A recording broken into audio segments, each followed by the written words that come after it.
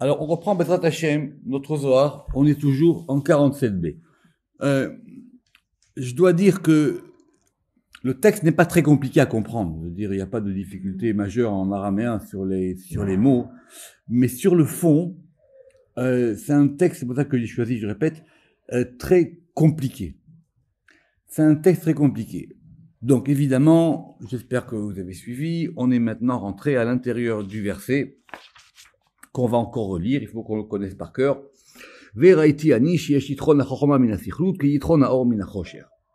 D'accord? Donc, on répète, c'est le roi Salomon, et donc s'il dit ça, c'est que lui, il a vu, en plus il a vu, c'est qu'il a compris quelque chose que les autres n'ont pas compris. Maintenant, c'est quoi? Yitron la chorma mina sichlut, yitron la or mina chosher.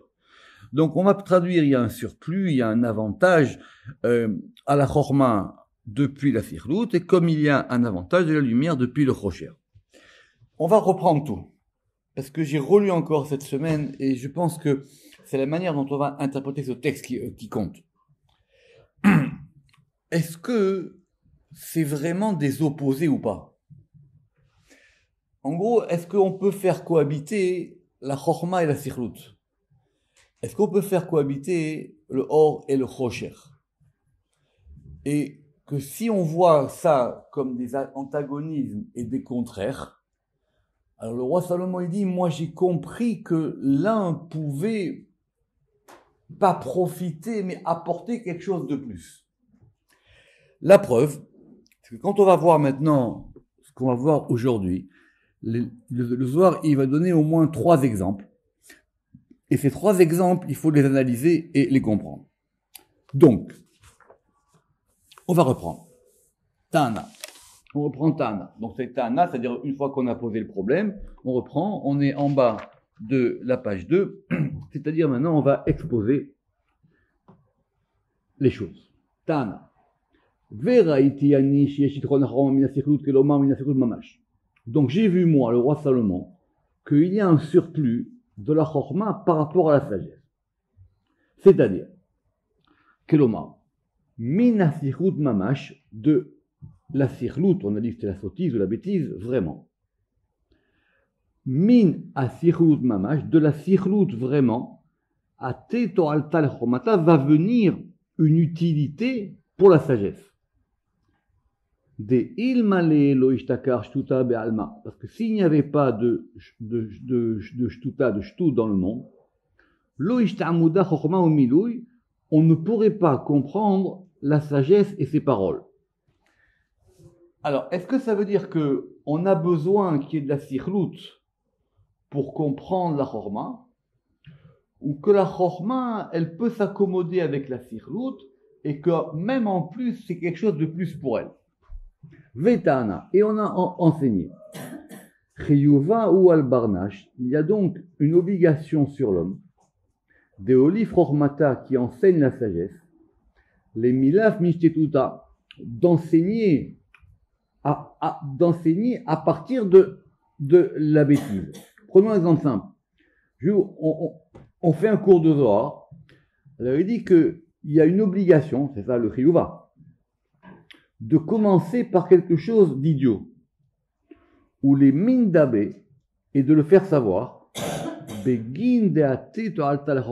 que ça va apporter une utilité à la sagesse. Alors essayons de ne pas être trop philosophe.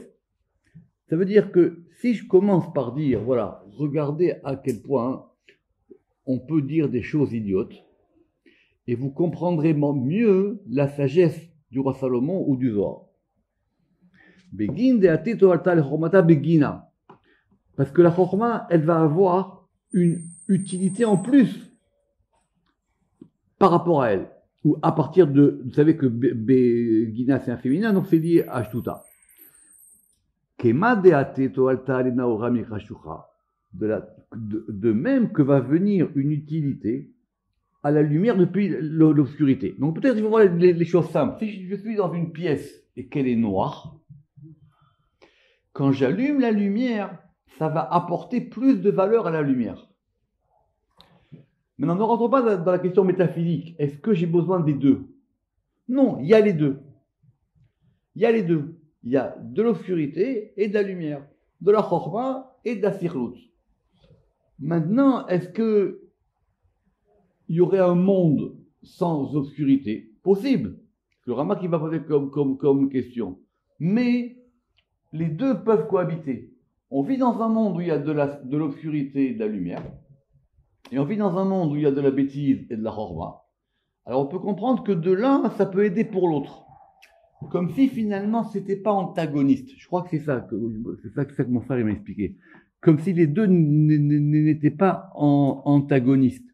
Comme si ça pouvait cohabiter. Évidemment qu'on ne remet pas en question le fait que la chorma soit plus forte que la sirlout. On ne remet pas en question que la mesure de la lumière, c'est de chasser l'obscurité. Oui, un peu de lumière peut chasser beaucoup d'obscurité.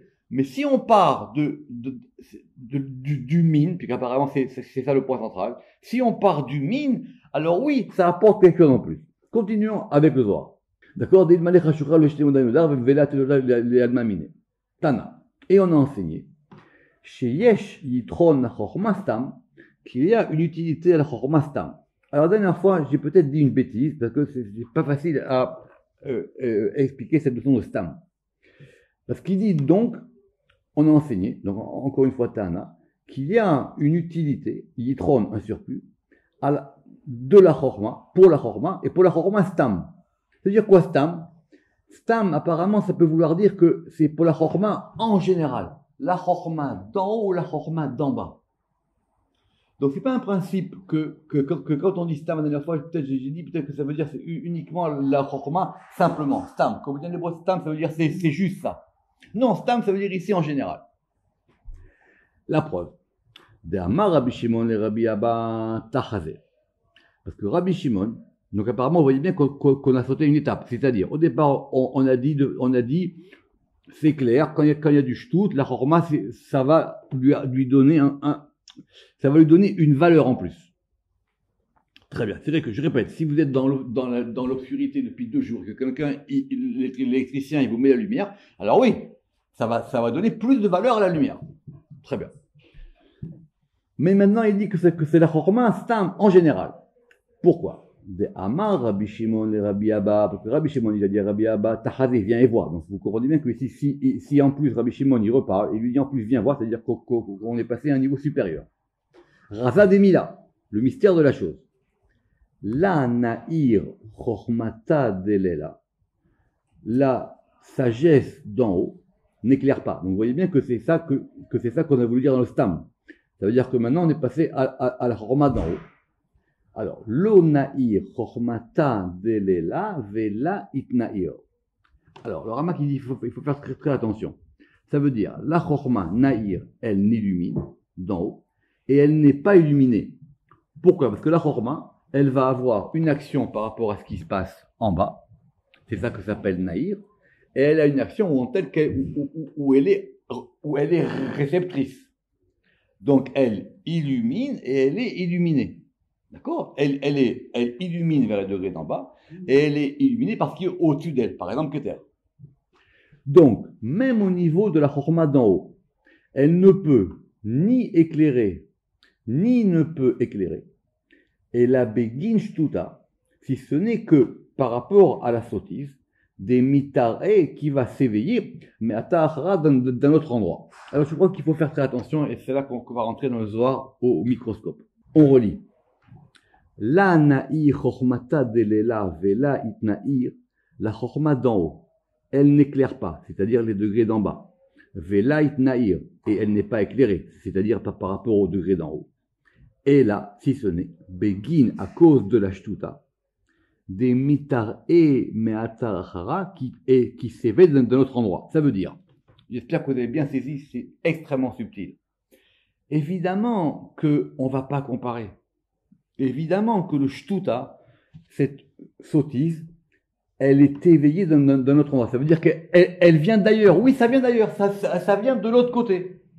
Oui, l'autre côté, il fait que dans le monde, il y a de la sottise et de la stupidité. Oui.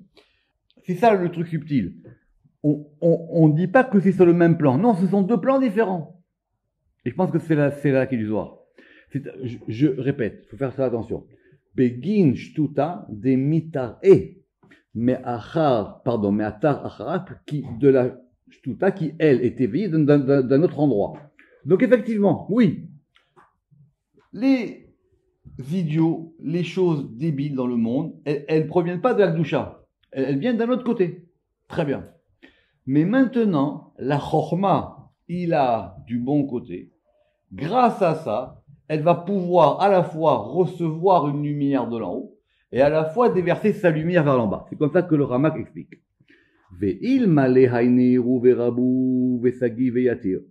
Et si maintenant, cette lumière, cette illumination, Verabou et sa multiplicité, Sagi, nombreuse, Veyatir, vous voyez bien ici on a Verabou, Sagi, Veyatir, 3 termes.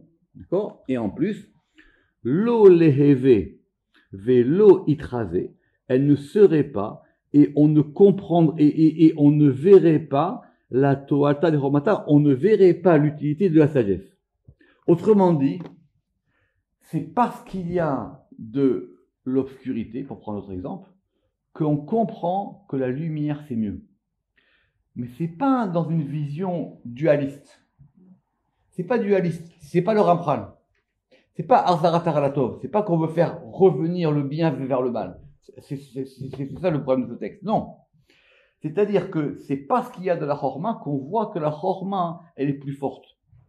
Et parce qu'il y a de l'obscurité, alors on voit que la lumière, elle chasse l'obscurité. On comprend maintenant à quoi ça sert. Et donc, et à tel point que vous voyez bien que le Zohar il est vide, parce qu'il dit que maintenant, et à cause de la shtuta, elle est éclairée plus. Donc évidemment qu'elle est éclairée depuis le départ, elle reçoit, mais ça lui apporte un surplus. C'est ça l'histoire. Ça, c'est quelque chose en plus. C'est quelque chose en plus. Quand quelqu'un il passe de la bêtise à la sagesse, ça apporte à la sagesse quelque chose en plus. Autrement dit, c'est pas antagoniste. Ils peuvent cohabiter ensemble, tout en sachant qu'effectivement, c'est pas sur le même degré qu'on vient de dire. C'est pour ça que c'est très très compliqué. Et c'est pour ça qu'on l'éclaire en plus. Adaodirtiv, parce que, on revient au verset. Parce qu'il y a un surplus à la sagesse stam. Non, on a compris que ça veut dire stam. Minasirlut stam, et de la stupidité stam. Donc ça c'est en haut. Donc même si en haut il y a des forces qui proviennent de côtés différents, alors évidemment les puristes ils vont dire oui mais ça c'est pas dans la Tzilut, c'est à partir de Bria ou Yetzira, ok, très bien.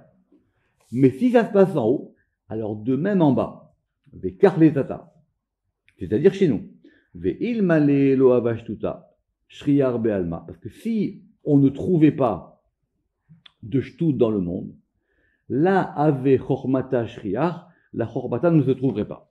Alors, c'est là que la question métaphysique, elle est en gros. Évidemment, le Ramak, il a compris.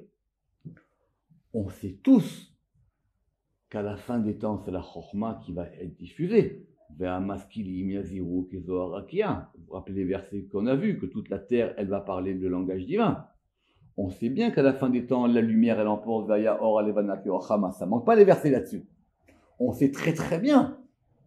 Mais, le fait qu'il y a les deux dans le monde, tant que c'est là, alors il n'y a pas de raison de les considérer comme des contraires et des opposés. C'est pas une guerre. L'un, il peut apporter à l'autre. Qui apporte à l'autre, évidemment? C'est par rapport à la Chorma ou par rapport à la lumière. On va pas, Chas Shalom, penser qu'on va faire remettre les choses de l'autre côté.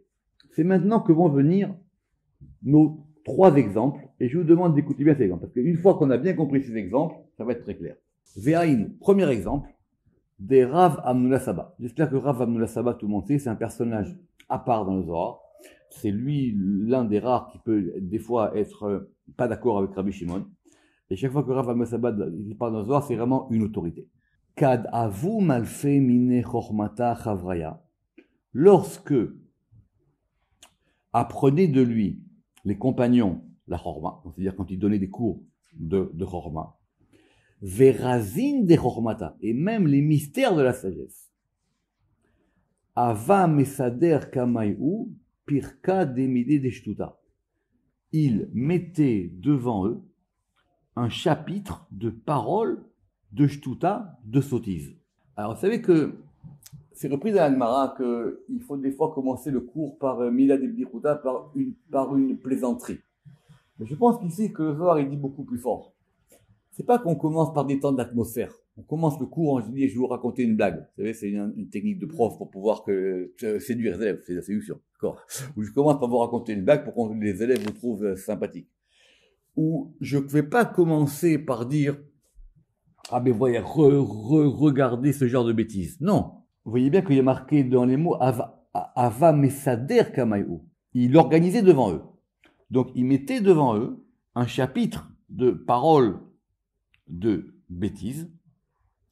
Begin deyete toalta la chormata. Afin que ça puisse apporter une utilité à la chorma. Begina à cause d'elle.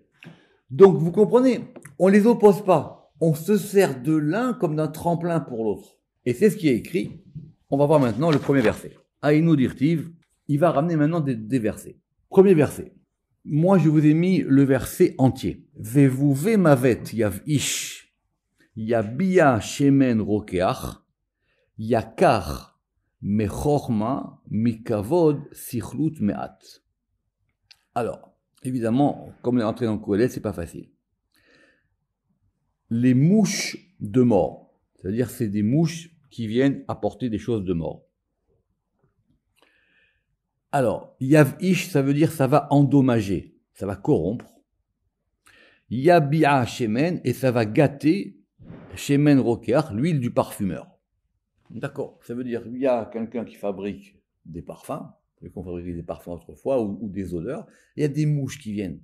Ces mouches-là, elles peuvent déposer des mauvais germes, des choses, et donc ça va gâter le parfum. Yakar mechorma mikavod sichlut meat, et donc précieuse, plus que la sagesse et plus que l'honneur, un peu de sottise. Sichlut meat. Le fait qu'il y ait, alors, c'est ce que j'ai compris. S'il y en a trop, ça gâte. Si vous avez trop de mouches, votre parfum, il va tomber. Mais le fait qu'il y en ait un petit peu, ça va apporter quelque chose. Sichlut meat. Deuxième verset. Et on continue. Mishum dei tikuna, parce que c'est ça, l'arrangement de la chorma. Ça veut dire quoi, Pachout? Finalement, la chorma, elle a un tikkun. Le tikkun, c'est justement de faire comprendre aux gens qu'il y a des choses bêtes. Quelqu'un qui étudie une page de Zohar, il comprend du coup, maintenant, que beaucoup de livres, même de Torah qu'il a lu, ils disent des bêtises. Quand quelqu'un il va étudier un passage de Zohar, ou un verset d'après le Zohar, il va comprendre qu'il y a beaucoup de choses qui servaient à rien avant. C'est ça que je comprends. Donc c'est ça, c'est son tikkun dans la chorma. Veikara de chormata, et c'est même son honneur. Ve'alda active, et c'est pour ça qu'il est écrit. Tarti belibi. Alors, à chaque fois, je vous ai mis les versets ensemble, et ça, c'est les versets en extenso, et là, c'est un long verset.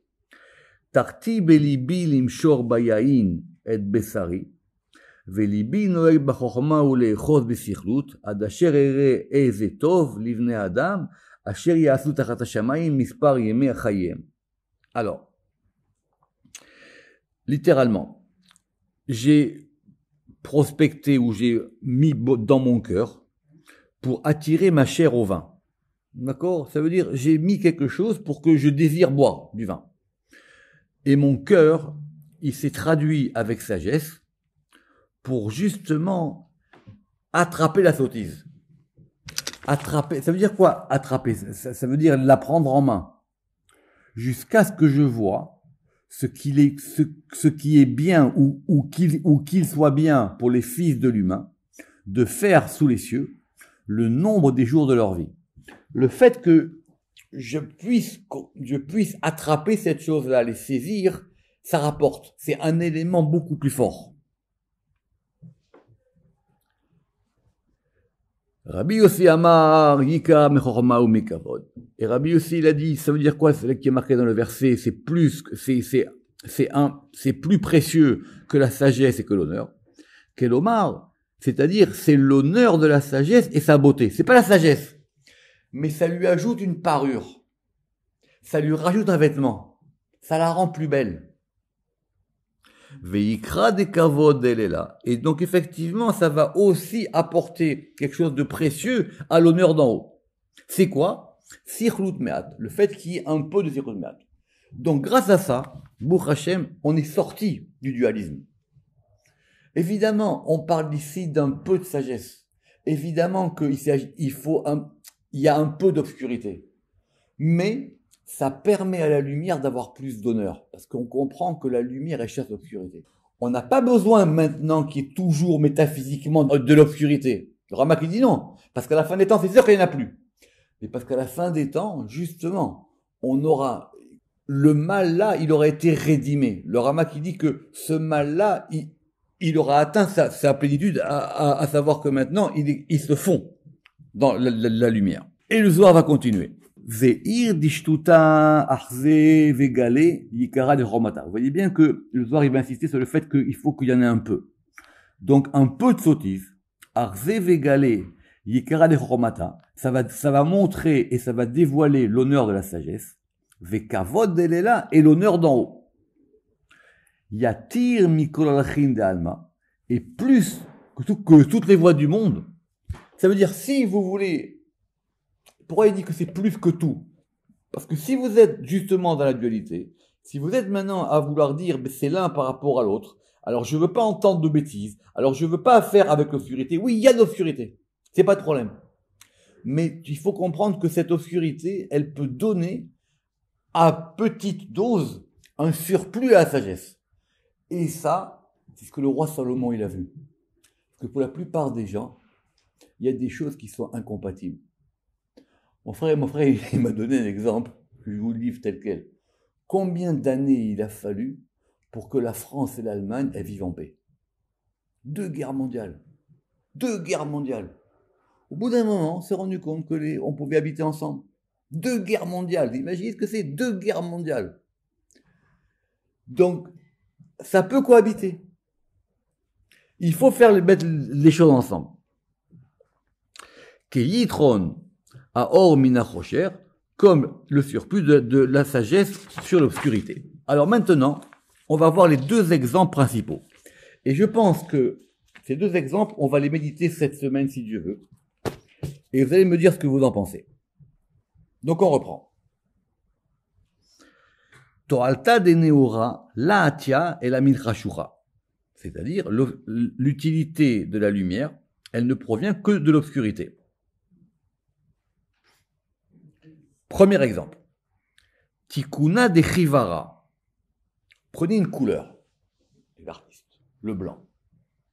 L'arrangement du blanc, il est quoi? C'est le noir. Il male ukama lo ishtemuda chivara. On ne pourrait pas comprendre le blanc s'il n'y avait pas de noir. Le Ramak, il dit, c'est intéressant, il dit, c'est comme les artistes.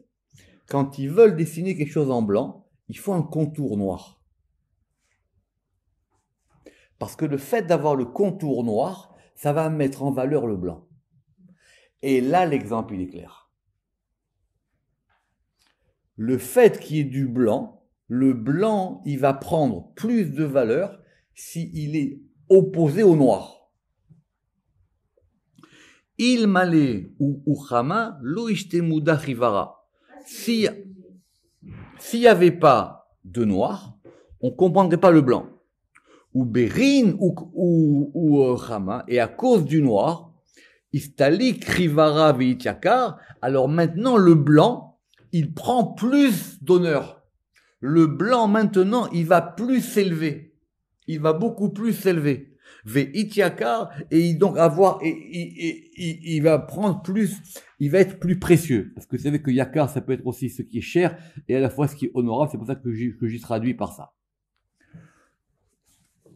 C'est intéressant. On ne parle pas maintenant du clair-obscur. On dit que pour refaire plus sortir le blanc, s'il y a du noir, alors le blanc, il s'en sort renforcé. Mais philosophiquement, on ne dit pas qu'on a besoin du noir. Parce qu'au bout d'un moment, c'est le blanc qui l'emporte.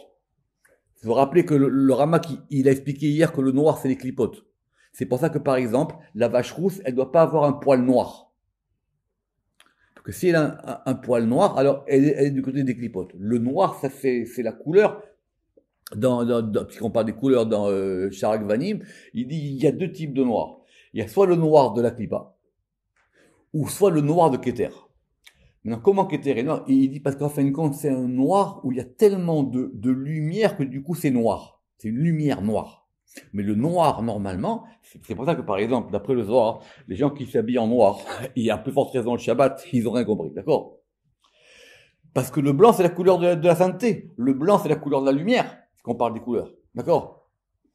Donc maintenant, évidemment, que c'est marqué 10 000 fois qu'à la fin, il n'y a plus de clipot, il n'y a plus rien. Mais, si maintenant, dans le monde dans lequel on vit, on met un peu de noir, alors le blanc, il en devient, c'est pas l'essence du blanc. Le blanc, il prend un yitron. Ça lui apporte une valeur ajoutée, une valeur en plus. Deuxième exemple, pour les cuisiniers. Rabbi Yitzhak.